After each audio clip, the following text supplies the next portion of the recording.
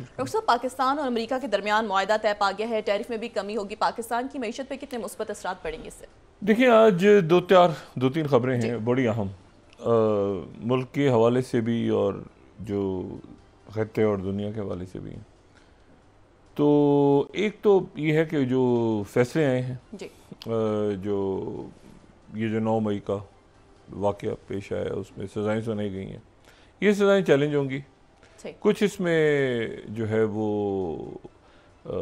एक अभी इस वक्त मौजूदा वक्त में नज़र आ रहा है कि ये एक जमात के ख़िलाफ़ हो रहा है, और ये जो लोग समझ रहे हैं ये उनकी खाम ख्याली है, क्योंकि इस मुल्क में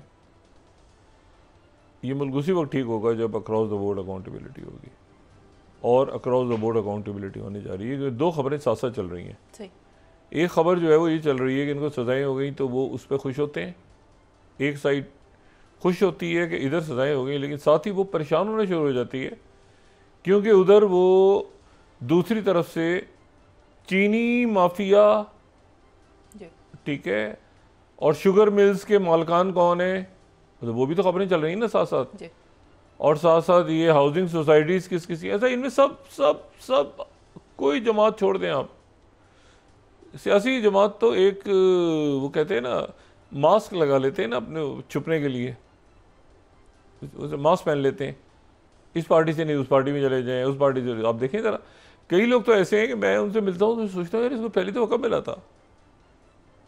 ये जो 11 सितंबर आ रही है इस साल इंशाल्लाह, तो उसमें 24 साल हो जाएंगे मुझे इलेक्ट्रॉनिक मीडिया पे स्क्रीन पे। 24 साल ज़िंदगी का बड़ा अर्सा है, और मैं हैरान होता हूँ कि वो पहली दफ़ा जिससे मिला था वो तो किसी और पार्टी में था और अब वो किसी और पार्टी में। और पहली दफ़ा वो जो है वो पूरा कन्विक्टेड बिल्कुल जो है ना, वो यानी उसका नाम तक लेना जो है ना वो माहौल था, और वो कन्विक्टेड था बिल्कुल। लेकिन बाद में जो ज़रूरियात थी और जो हालात हैं, और मैं उसमें बहुत ज़्यादा जो बीच में NROs होते रहे हैं, और NRO भी जो हुआ था उसको भी तो कोर्ट ने उड़ा दिया था ना। तो बात ये है कि वो बस वो सियासी मसलतें होती रहीं, लेकिन अब मैं समझता हूँ, मैं गुमान करता हूँ, क्योंकि रियासत एक ऐसी जगह खड़ी है कि जहाँ पे अक्रॉस द बोर्ड अकाउंटेबिलिटी और रूल ऑफ लॉ का होना ज़रूरी है। ये छोड़ दें कि फ़लाना पार्टी किस पार्टी में है, वो उस पार्टी में जाता है तो वो पाक साफ़ हो जाता है, दूसरी पार्टी में जाता है तो वो जो है बेगुनाह हो जाता है, ये छोड़ दें। ये सारी एक ही थैली के चट्टे बट्टे मुख्तलिफ़ पार्टियों में, और सियासत जो बड़ी नज़रियाती सियासत तो खिदमत का नाम है ना। सियासत तो ये कि आप रियासत की मुल्क की खिदमत करें, तो माफियाज हैं, तो ठग्स हैं, कुरुक्स हैं, तो ये तो मुख्तलिफ सियासी जमातों घुस जाते हैं और करोड़ों रुपया दे के, अरबों रुपया दे के उसके बाद वो सेनेट के टिकट और इसके टिकट और इसके खुश आमदें उसके खुश आमदें आगे पीछे करके। तो हमने तो बड़े ज़बरदस्त किस्म के सियासतदान देखे हुए हैं। देखें ना, नवाबजादा नसरुल्ला ख़ान, आप जो मर्ज़ी कहें, मगर उनके बारे में कभी कोई ऐसी करप्शन की बात या ऐसी बात उनके ऊपर नहीं आई। इसी तरह से मुफ्ती महमूद साहब हुए, इसी तरह से और बेशुमार शेरबाज मज़ारी साहब हैं, बाकी लोग हैं, उन पर करप्शन के कभी कोई छींटे और बेशुमार नाम है, किस किस का नाम लो, नूरानी साहब, शाहमद नूरानी साहब, प्रोफेसर गफूर अहमद साहब, बहुत से लोग, तो उनका तो सवाल ही पैदा नहीं हुआ कि उनके ऊपर कभी करप्शन का छींटा भी है। लेकिन अब तो ये है, चलती फिरती है ही करप्शन। अब इसका नाम आप जो भी रख दें, इस पार्टी का कह दें, उस पार्टी का कह दें, और ये पब्लिक के टैक्स पेयर्स के पैसों से जहाँ तक ले गए मुल्क को, तो मेरा ख्याल है कि ये एक साइड परेशान है कि उनको सजाएं हो रही हैं 9 मई पे। अच्छा, बहुत से लोग जो हैं वो उधर के उधर हैं, वो जब हुकूमत थी तो वो कहीं नज़र नहीं आते थे, जो अब हैं वो उधर, मतलब एक गड़बड़ घोटाला है। आप यकीन करें, कई लोगों से मिले वो जो तहरीक इंसाफ के, तो वो मतलब ये समझ नहीं आता कि ये उसको सज़ा दिलवा रहा है, ये उसके पीछे लगा हुआ है। एक तो ये बहुत बड़ी प्रॉब्लम है क्योंकि खानसा बंदर है, तो वो समझ नहीं आता कि क्या है, वो किसके साथ हैं, क्या वो मैसेज नहीं बाहर आते। लेकिन दूसरी तरफ ये भी तो बड़े परेशान बैठे हैं। आप ज़रा मिले ना प्राइवेटली इनसे, ज़रा इनके वज़ीरों से, मैं यहाँ इस्लामाबाद में बैठ के बात होती है ना इनके अरकान से, परेशान बैठे हैं, हमारा नाम तो नहीं आ रहा। इनके कई लोग चुके गए। एक ही पार्टी जो होती है ना, एक ही बड़ी जो माफिया का गैंग होता है ना, वो सारी पार्टियों पे पैसे लगाता है एक ही वक्त में। ये पार्टी आ गई तो भी मेरा, ये आ गई तो भी मेरा, ये आ गई तो भी, मतलब वो सारी पार्टियों के ऊपर जो है ये मुख्तलिफ जो बड़े इस मुल्क के क्रुक्स हैं, वो जो सारी पार्टियों पे पैसा लगा के बैठे होते हैं कि कोई भी पार्टी जीत जाएगी ना तो यार मैं इसके साथ इधर से इधर, ये इधर से इधर कर लूँगा, इधर से इधर कर लूँगा, मैंने तो सब पार्टियों में पैसे लगाए हुए हैं। और वो एक ही गैंग होते हैं, चाहे वो शुगर के हों, चाहे वो लैंड ग्रैबर्स हों, चाहे वो ये गंदम की माफिया हो, चाहे वो तो एक ही हैं सारे। और इनमें CRPC के केसेस हैं। करप्शन तो बहुत छोटा है, ये CRPC कत्ल व गारत, ठीक है ना। अभी ये जो मामला हुआ है इसका क्रिप्टो का, जो अभी फ़िलहाल ज़रा थमा हुआ है लेकिन उठेगा दोबारा, ये भी इसलिए ज़्यादा उठा कि इसमें भी मर्डर हुआ है हाई प्रोफाइल कुछ अर्सा पहले।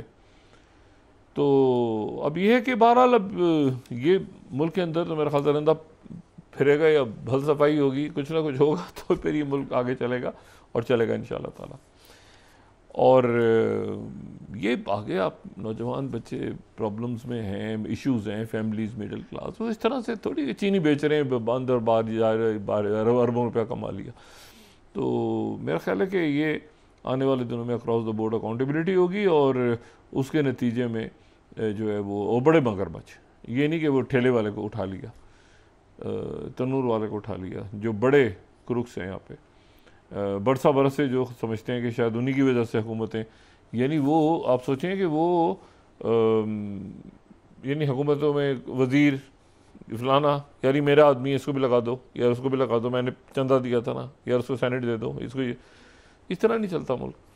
तो ये कुछ जगहों पे ना से कह रहा हूँ जहाँ पे प्रोफेशनलिज्म आया है वहाँ पर आपको काम नज़र आ रहा है, सफारती महाज पे क्यों काम नज़र आ रहा है? अच्छा, इसलिए नज़र आ रहा है कि आपने फॉरेन ऑफिस को एक्टिव किया है और पॉलिटिकल आपने लोग नहीं लगाए, तो आपको अक़वाम मुत्तहिदा में भी आवाज़ अच्छी नज़र आ रही है, आपको बरतानिया में, ब्रसल्स में, चाइना में, हर जगह आपको फॉरेन ऑफिस है ना, आपका पॉलिटिकल अपॉइंटीज नहीं है। तो इसी तरह से आप जो है वो हर जगह प्रोफेशनल्स को अगर ले आते हैं, ये जो भी मार्का, ये जो जंग आपने जीती है इंडिया से, ठीक है ना, ये एक अच्छी जो है ना पॉज है और दोबारा जंग होगी, ये पॉज तो हमेशा से ही है, जंग तो हमेशा से चल ही रही है ना भाई। जंग 1947 से लेकर अब तक ख़त्म कब हुई है? ये तो पॉजेज ही आते रहे हैं ना, एक पॉज फिर उसके बाद फिर शुरू, फिर दूसरा पॉज, वो तो पॉज पे ही चल रही। वो कहते हैं ना वक्ती तौर पे आ गया, 2-3 महीनों बाद फिर कुछ होगा, एक ये तासुर भी है।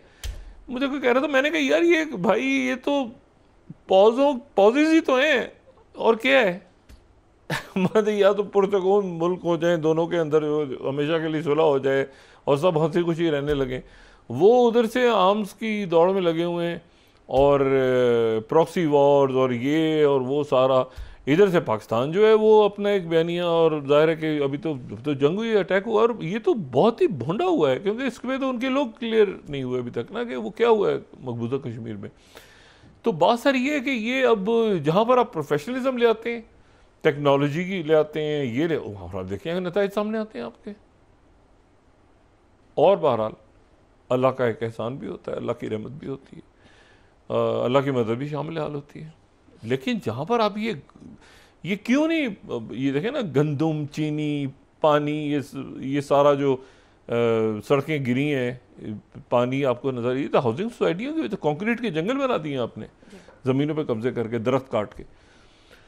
तो बहरहाल ये मुल्क के अंदर मामला ठीक होंगे इंशाल्लाह, आने वाले दिनों में अक्रॉस द बोर्ड अकाउंटेबिलिटी होगी तो आगे चलेगा मामला। दूसरी बात यह है कि देखें, ये वो कहते हैं ना कि वो चुप का रोज़ा रख के और खामोश रह के और गालियाँ देते देते देते देते देते पूरे मुल्क को अपने साथ लेके चले गए। अगर आपने कोई हालिया तारीख़ में कोई शख्सियत ऐसी देखनी है तो वो मोदी जी को देखना है। मतलब ये जो राज है ना, इस राज को सिर्फ एक ही शख्स बयान कर सकता है, या वो मोदी जी हैं या वो जयशंकर जी हैं।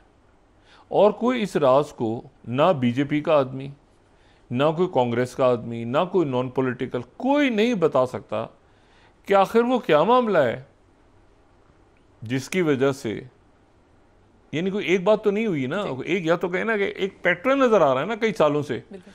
कभी वो जनाब वो कनाडा के अंदर कत्ल हो जाता है, कभी अमेरिका के अंदर साजिश होती है, FBI वाले पीछे लग जाते हैं, वो मुकदमा चलता है। अभी वो मुकदमा आ रहा है, अभी वो मुकदमा आ रहा है, वो जो उसकी तो डेट है ना, अभी तो डेट अगले महीने केस शुरू हो जाएगा अमेरिका में। ये पैटर्न है। और आप प्रेसिडेंट ट्रंप और बाइडेन में कितने मसाइल हैं, कितने इश्यूज हैं दोनों के दरमियान, लेकिन ये इंडिया के इशू पे दोनों एक हैं। कोई ऐसी वजह हुई है ना जो कि जिसकी वजह से अमेरिका जिच हो गया है, जिच का लफ्ज़ इस्तेमाल करते हैं ना, बेजार हो गया है। क्यों बेजार हो गया है, क्या हुआ है? उनका स्ट्रेटेजिक पार्टनर है यहाँ पे। और इस बात को मैंने कोई 4 साल पहले से मैं इनसे बात 4 साल से मैं ये बात कह रहा हूँ कि जब ये वक्त आएगा तो ये अमेरिका इनके साथ खड़ा नहीं होगा। तो कोई वजह है तो मैं बात कह रहा हूँ भाई। मैं क्यों नहीं कह रहा कि ये अमेरिका इनके साथ खड़ा होगा, ये कहने में क्या है। लेकिन कोई वजूहात, कोई बात हमने भी कहीं सुनी होगी अमेरिकन के साथ, हम भी 2-4 लोगों से सलाम दो हमारी भी हो जाती है, ऐसी की बात है। तो मैं हमेशा ही बात कहता हूँ कि वो इन पर ट्रस्ट नहीं करते। क्या वजह हुई आखिर, और उसको इन्होंने बेहतर क्यों नहीं किया? इन्होंने तो कंपेनिंग की है पूरी वहाँ पे जाके प्रेसिडेंट ट्रंप की। और प्रेसिडेंट ट्रंप जो है वो उसके आने के बाद तो बाकायदा मंदिरों में पूजा हो रही थी वहाँ पर कि जी वो ट्रंप आ जाएंगे तो ऐसे होगा तो वैसे होगा, तो बाइडेन जाएगा तो हमारी तो। अब जनाब वो प्रेसिडेंट ट्रंप आके तो एक तो वो मामला है ना कि चलें जी आप इंडियन प्राइम मिनिस्टर मोदी को जिच कर रहे हैं, अच्छा बार बार पाकिस्तान का नाम ले रहे हैं, तो जंग का ऊपर वो बेजार हो रहे हैं कि जी राफेल गिरे ये, फिर उनके फौज के लोगों ने आके बात करनी शुरू कर दी कि जो नुकसान तो होता है ना दोनों तरफ जंग में होता है, ये होता है वो होता है, वो जैसे तैसे करके अभी उसकी वजाहत कर ही रहे थे। लेकिन अब एक ऐसा मामला आ गया जो मोदी जी की ज़ात तक महदूद नहीं है। अब ये पूरे भारत का इशू है। और मैं हमेशा मैं भारत को ये मोदी जी और RSS और इनके लोगों से अलग करता हूँ, क्योंकि वहाँ पर बड़े टैलेंटेड और बड़े ज़बरदस्त लोग रहते हैं। वहाँ पे बड़े मेहनत कश उनके किसान, उनका जो एग्रीकल्चर, उनका जो फार्मास्यूटिकल्स के लोग हैं, उनके बाकी जो उनके जो स्ट्रेटजिस्ट हैं, उनके जो असातिज़ा हैं, बड़े टैलेंटेड नौजवान, बड़े टेक इंडस्ट्री में बड़े आगे हैं वो। अब जनाब उनके साथ ये दो जो भेजे हैं, जो उन्होंने सोशल ट्रुथ पे डाला है, एक तो ये होता है ना सिंपली आप कह देते हैं कि जी इस मुल्क ने हमारे साथ ऐसे किया, इस मुल्क के ऐसे नहीं किया, ऐसे नहीं किया। अब ये फोर्थ देखें, फोर्थ रिमेंबर, अब आप मैसेज की लाइनिंग्स देखें ज़रा जो सोशल ट्रूथ पे फोर्थ जो मैसेज है इनका, remember while India is our friend we have over the years done relatively little business. हमें बहुत थोड़ा बिजनेस है हमारा इंडिया के साथ, कोई लंबा चौड़ा काम नहीं करता है, क्योंकि उनकी टैरिफ बहुत हाई है, among the highest in the world. अच्छा, and they have the most strenuous and obnoxious non monetary trade barriers of any country.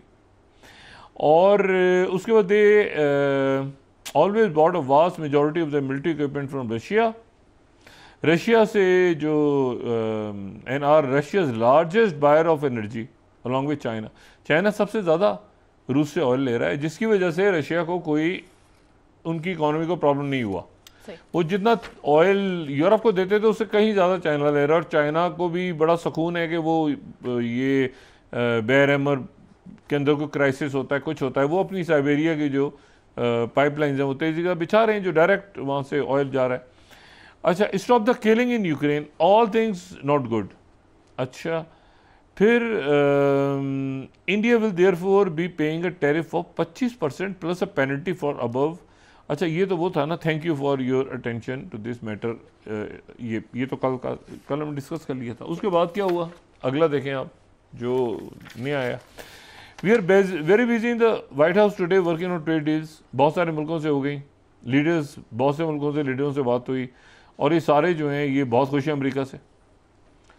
अच्छा, ये जो है अब ये साउथ कोरिया ट्रेड डेलीगेशन से मुलाकात होगी, और साउथ कोरिया जो है इस वक्त वो 25% टैरिफ पे है, लेकिन एक ऑफ़र है उनके पास, और वो ऑफ़र जो है साउथ कोरिया इनका अमेरिका के बहुत करीब है। नॉर्थ कोरिया एक तरफ है, साउथ कोरिया एक तरफ है, फौज बैठी हुई है साउथ कोरिया के अंदर।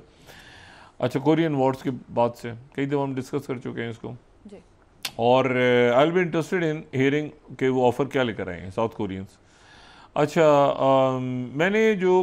I just concluded a deal, मैंने एक डील कंप्लीट कर ली है पाकिस्तान के साथ, और वो क्या है, Pakistan and United states will work together on developing their massive oil reserves. ठीक है, अच्छा, वर्क टुगेदर, अब यहाँ पे मैं ये जुमलों को थोड़ा सा वो कहते हैं ना डी कोड करने की कोशिश कर रहा हूँ कि वो ये कह रहे हैं कि will work together on developing their massive, देखिए Pakistan and US will work together on developing their massive oil reserves, यानी उनके ऑयल रिजर्व में पाकिस्तान भी काम करेगा और पाकिस्तान के ऑयल रिजर्व्स जो हैं उसमें यूएस की कंपनीज भी आएंगी। इसको देखें ना, इस जुमले को अगर पढ़ें तो ये तो एक तरफा जुमला तो नहीं है।